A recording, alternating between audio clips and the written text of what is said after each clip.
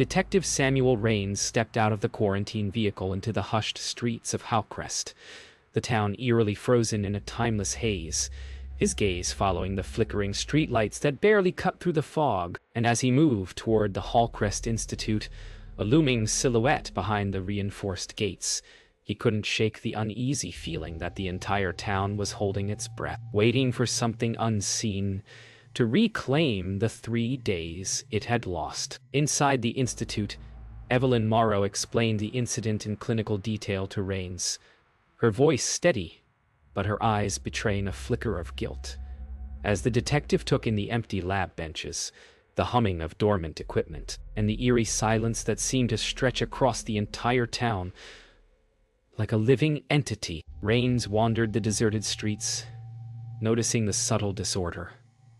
Mail scattered on porches, half-finished grocery carts, and the silent echoes of lives paused mid-action, each detail amplifying the strangeness of a town that had simply vanished for 3 days. Mara Quinn appeared suddenly from the mist, trembling as if recalling a memory just out of reach, and as Raines approached her, she whispered fragments of dreams shared by the entire town, words that sounded impossibly synchronized and impossibly wrong. At the Institute's observation deck, Island Core quietly observed both Raines and Morrow, a faint, inscrutable smirk hinting at secrets he had kept too long.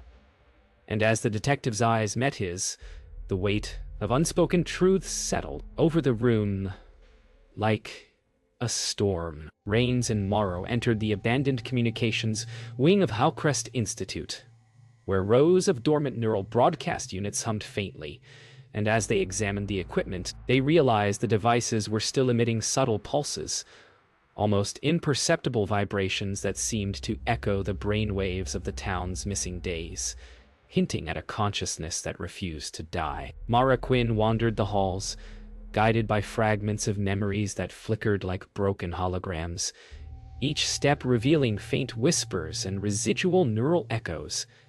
And as she touched a cold metal panel, she shivered at the thought. Sensation of connection to every resident's lost thoughts. Raines observed the data logs projected on an old terminal, revealing repeated patterns of synchronized brain activity across the town during the blackout. Each spike coinciding with the exact moment the collective consciousness seemed to collapse, leaving the detective both horrified and fascinated by the scale of the experiment. Evelyn Morrow explained that the town's residents had been unintentionally linked through a residual signal she had never fully tested, and as she spoke, Mara Quinn's eyes widened with recollection, catching fleeting visions of shared dreams, synchronized motions, and an overwhelming sense of being watched from everywhere at once. As night fell, Raines surveyed the empty town from a high vantage point, the streetlights casting fractured shadows on the deserted buildings, and he realized the residual signal might not be confined to the Institute.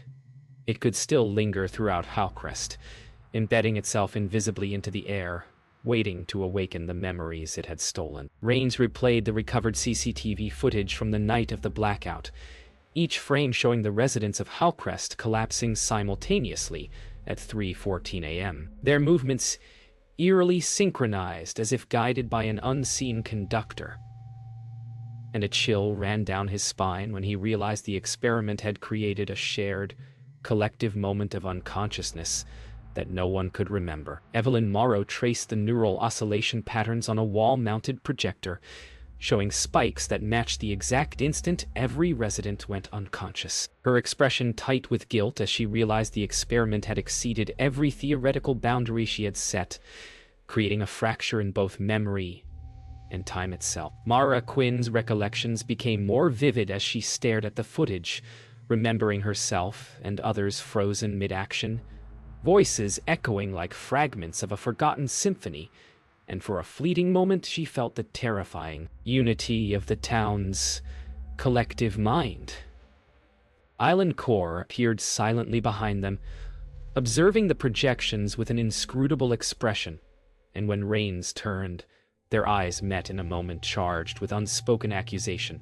The detective, sensing that the collapse was not merely an accident, but part of a far larger, controlled design. As the night deepened, Rains walked through the empty streets, replaying the town's synchronized collapse in his mind, noticing subtle anomalies.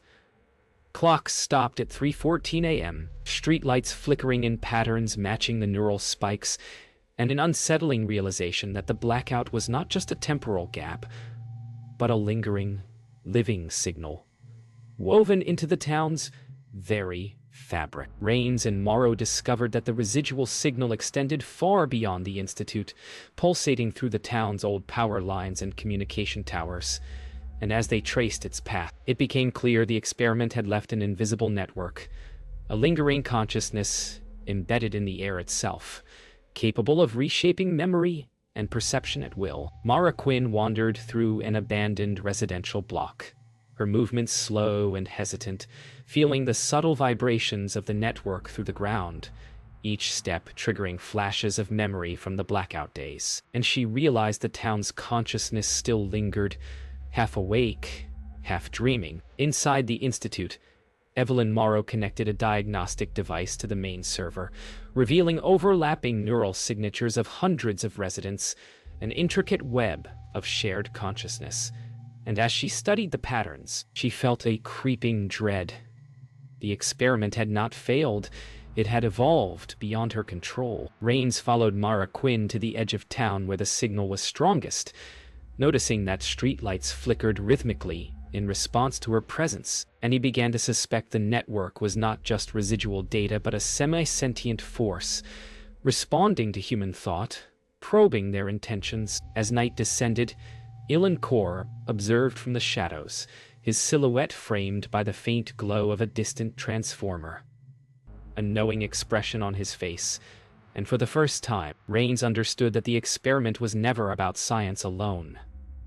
It had been a controlled test of collective consciousness, and its influence was still very much alive. Mara Quinn's fragmented memories became increasingly vivid as she walked through the underground chambers beneath the Hallcrest Institute, her footsteps echoing off damp concrete, and each memory revealed townspeople moving in synchronized patterns, their shared consciousness forming a terrifying network she could not escape from. Rains followed cautiously, flashlight cutting through the darkness, his every step reflecting off damp walls, and as he reached the central chamber, he witnessed a wall of monitors displaying hundreds of neural waveforms, all perfectly synchronized, each line representing a resident trapped in the residual signal. Evelyn Morrow connected a device to the main console, revealing a pattern that resembled a collective heartbeat of the town, and as she studied it, her face drained of color, realizing that the experiment had created a semi-sentient entity composed of every resident's neural activity, the Eidolon. Mara Quinn's eyes widened as visions of the town replayed in her mind, families walking in perfect synchronization, clocks frozen at 3:14 a.m. And she realized the blackout had never truly ended. The townspeople had been dreaming collectively while awake, trapped in an invisible network that still pulsed with life. As Rains and Morrow watched, the monitors flickered violently, the neural patterns spiking unpredictably, and Ilan Kor appeared at the chamber entrance, expression calm yet sinister, whispering that the experiment had never been about memory. It had been a test of collective consciousness, and now the entity was awake. Hallcrest began to repeat itself with a subtle tyranny. Streetlights blinking the same imperfect rhythm, a dog's bark clipping at the same instant, the same paper tumbling down the same curb, until Rains felt his thoughts catch on invisible teeth and skip, while Evelyn counted the intervals on her wristwatch and whispered that the town's temporal fabric had kinked, not torn, and was now cinching tighter with every pass. Mara traced a street that bent back into itself like a thought she couldn't finish, watching her own silhouette pass a shop window seconds before she arrived there. And as the doubled footsteps braided into a rhythm she recognized from the blackout nights, she understood that the Eidolon was tightening the loop each time it played, compressing fear into clarity the way a fist makes light from a match. In the control room, Evelyn's fingers hovered over a console that refused to hold still, readouts jumping back 3 seconds, then forward 5. While Rains felt minutes vanish from his pockets like loose change and realized the town was editing itself in real time, shaving away the parts that resisted the pattern until only the useful version of them remained. Island entered without hurry, as if arriving on a schedule only he could hear, and said the loop was not a malfunction but an annealing process. Heat and pressure applied to consciousness until its grain aligned, and when Rains demanded a way out, Ilan only tilted his head and asked why exit a kiln before the glaze has set. When the hour folded again, the town square felt thinner, its echoes closer to the skin, and Mara took Evelyn's hand while Rains marked the moment a third time, each of them sensing the eidolon, learning their contours and deciding where to keep them, until the bells struck once, then once again without sound, and the loop closed like a camera shutter taking a picture of the future. The town's silence thickened into a pressure like deep water as Mara felt thoughts brushing her own from every direction, a soft static that arranged itself into sentences she had never spoken. And in that layered hush, she understood the blackout had braided the people of Halcrest into one durable rhythm that did not want separation, only the relief of a single breath shared by thousands. Evelyn's voice steadied to a clinical cadence, even as the graphs climbed past any model she had ever trusted. And with the calm of a surgeon admitting a fatal variable, she said, "The network was not echoing but deciding that the eidolon had learned to edit, removing pain like scar tissue, rearranging time so the wound of those 3 days could be made into a hinge." Rains gripped the rail as the room beat like a slow drum, and in the half-second lag between pulses, another life slid through him. Birthday candles he had never blown out. A porch swing that wasn't his. A widow's grocery list with a name crossed twice. And he realized the investigation was no longer about what happened, but about which version of himself the town would keep. Island emerged from the threshold with the serenity of a man stepping into a verdict he had already served, confessing that Project Eidolon had been designed to test whether a town could become a single instrument. And as the chamber's lights answered his cadence like a metronome, Evelyn's stare hardened. Rain's temper cooled to focus, and Mara felt the crowd of minds lean closer, as if to hear their own future spoken aloud. Mara stepped forward, and the hum gathered into a wordless chord that lifted the room, and in that swell Evelyn let her regret pass through her like weather.